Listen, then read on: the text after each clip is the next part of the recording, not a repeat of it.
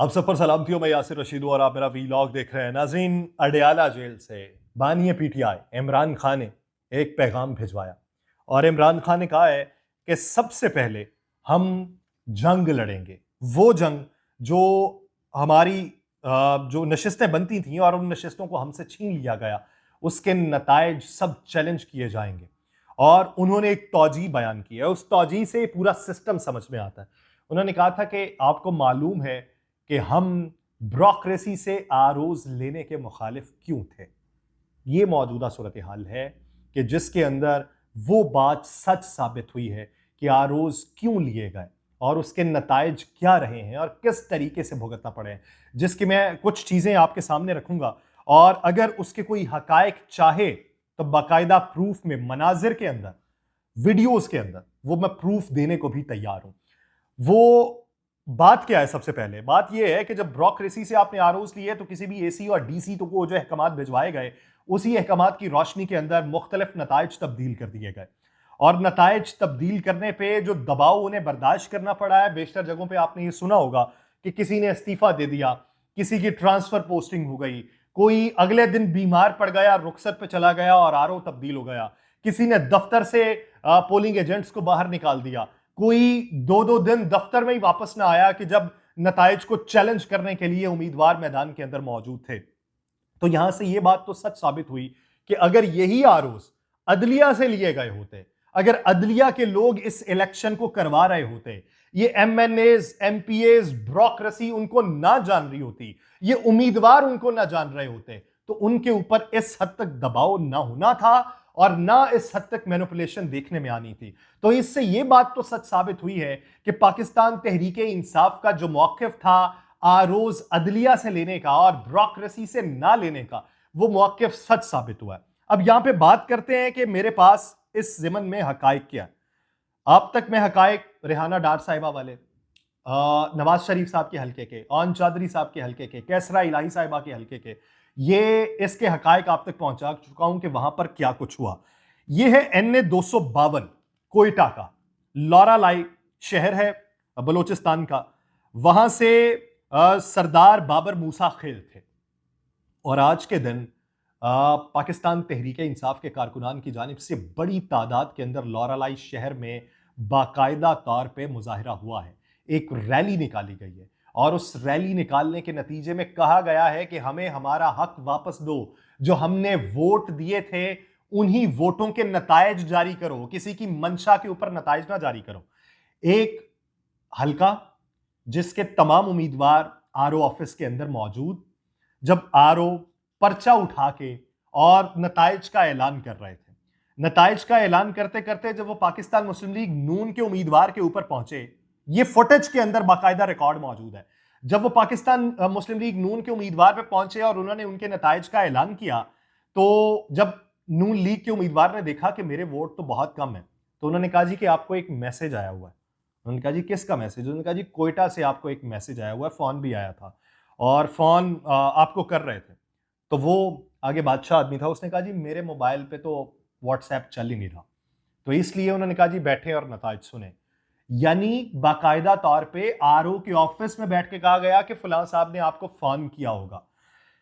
NA 252 लौरा लाई का ये नतीजा है, तो NA 253 उसकी सूरत हाल को देखते हुए बलूचिस्तान के शहरों में एहतजाज की कॉल दी गई और शटर डाउन हड़ताल की कॉल दी गई और सन्नाटा इस वक्त छाया हुआ है। ये इलेक्शन के नतायज को मानने से इनकार होने पे पहला ही हड़ताल की कॉल है जिसके ऊपर मिन्नुअन अमल हुआ है और हड़ताल प्रॉपर हुई है। अभी NA 252 के नीचे ये PB 6, एक तरफ NA 252 के लिए एहतजाज हो रहा है, दूसरी तरफ PB 6 है। PB 6 में से एक तरफ उम्मीदवार थे सरदार अनवर नासिर और ये पाकिस्तान तहरीके इंसाफ के हिमायत याफ्ता थे।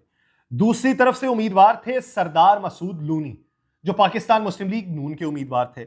अब सरदार मसूद लूनी साहब को यहां से फाते करार दिया गया। सरदार अनवर नासिर साहब जो हैं, वो ये कहते हैं कि इब्तदाई तौर पे जो नताइज आ रहे थे, उन नताइज के मुताबिक 9800 वोट उन्हें हासिल थे और सरदार मसूद लूनी को बहुत कम वोट हासिल थे, जो 5000 से भी कम थे।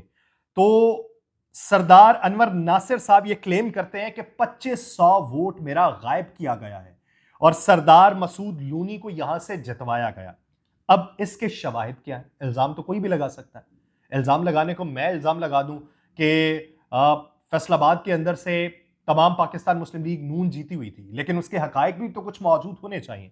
इसके हकायक ये हैं कि पोलिंग स्टेशन के अंदर प्रिजाइडिंग ऑफिसर के सामने वोट डालने आने वाला उसने बाकायदा तौर पे मोबाइल निकाला और जो बैलेट पेपर्स पड़े हुए हैं, बैलेट पेपर्स की एक मुकम्मल जो परत है उसको उल्टाया गया। 1 2 3 4 5 सैकड़ों के हिसाब से बैलेट पेपर्स को जब उल्टाया गया तो अंगूठे भी लगे हुए हैं, स्टैंप भी लगी हुई है जो पाकिस्तान मुस्लिम लीग नून के उम्मीदवार के ऊपर लगी है। यानी अभी वोटर जो है वो वोट डालने के लिए नहीं आया, अभी वोटर ने अपना हक राय दही इस्तेमाल नहीं किया, अभी वो बैलेट पेपर जो है वो बैलेट बॉक्स से नहीं निकाले गए, अभी वो बैलेट पेपर उस दत्थे से भी निकाल के अलहदा नहीं हुआ जिस रजिस्टर के अंदर वो बैलेट पेपर मौजूद है उसी के अंदर मौजूद है। लेकिन घोस्ट जो है वो अपना वोट कास्ट कर चुके हैं, वो करके जिन्नात अपना वोट कास्ट करके निकल चुके हैं। वो जिम्मेदारी लगा गए कि भाई हमने अपना हक अदा कर दिया है,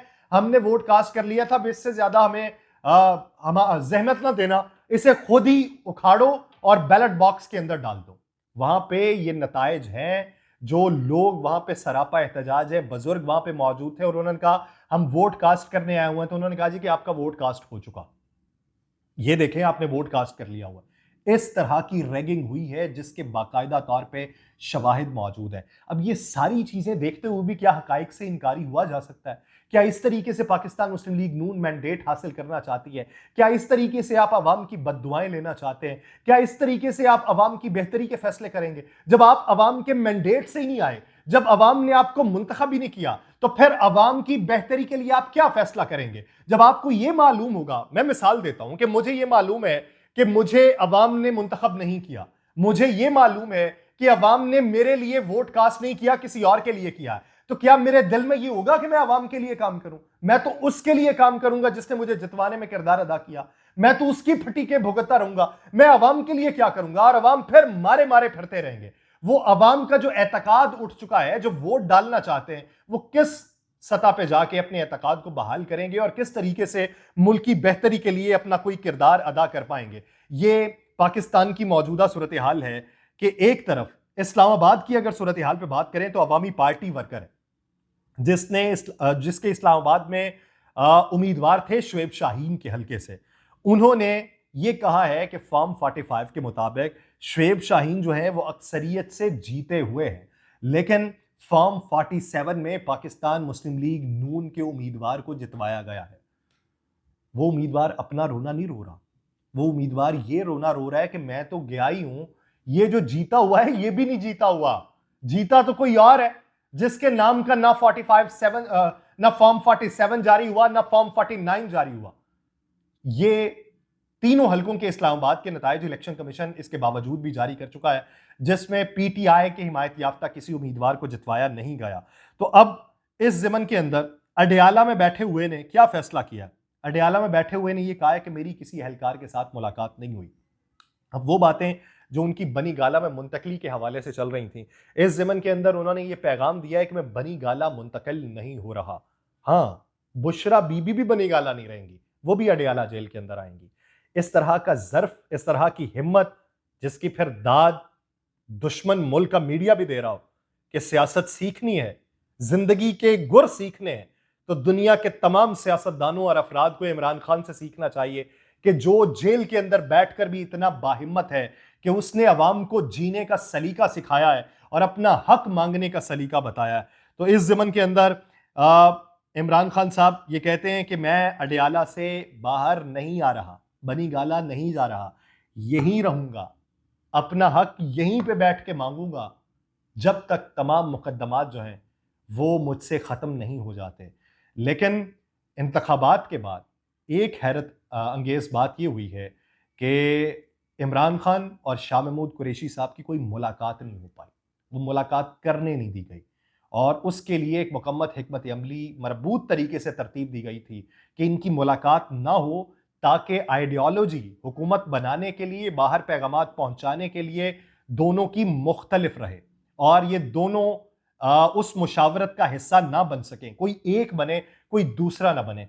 इस ज़मन के अंदर शाह महमूद कुरैशी साहब की मुलाकात नहीं करवाई गई ताकि विफाकी सतह के ऊपर जो जोड़ तोड़ है उसमें कुरैशी साहब की राय को शामिल ना किया जा सके और फिर ये इबहाम हो कि मजमूई तौर के ऊपर ना इनकी कोर कमेटी इस बारे में मुतमईन थी, ना दूसरे लोग मुतमईन थे और शाह महमूद कुरैशी साहब अपनी बेटी और अपने साहबजादे के लिए भी जो जंग लड़ना चाहते हैं उस ज़मन में भी कोई हिदायतनामा उनकी तरफ से जारी नहीं करवाया जा सका। नून लीग कुली तौर पे इस हद तक पसमानदा पशेमान हो चुकी है कि वो ये कहते हैं कि खर्चा सबसे ज़्यादा हमारा हो चुका है। खर्चा हमारा ये हुआ कि वोटर हम लेके आए, हमारी गाड़ियों पे आए, पेट्रोल हमारा खर्च हुआ, हमारे कैंप से उनकी पर्चियां बनी, हमारे कैंप से उन्होंने खाना खाया और वोट किसी को डाल गए और इस ज़मन में अब मौजूदा सूरत हाल में हमारी हुकूमत भी नहीं बन पा रही, तो हम किधर जाएंगे? अगर इतना पैसा गवा के भी कमाने का कोई मंजर नहीं बन रहा, तो हैफ ही है हम पे। इससे ज़्यादा मैं अल्फाज कोई दूसरा इस्तेमाल करना चाहता था लेकिन तरद्दुद के मारे रुक चुका हूँ कि अभी मंजरनामा कोई भी क्लियर नहीं है सिवाय खैबर पख्तूनख्वा के, जहाँ पे अल-अमीन गंडापुर साहब का नाम दे दिया गया। देखिए कि ये मेल मुलाकातें किसके लिए बेहतरी का बायस बनती हैं और किसे मज़ीद परेशान कर जाती हैं। मुझे दीजिए इजाज़त, अल्लाह ने के बाद।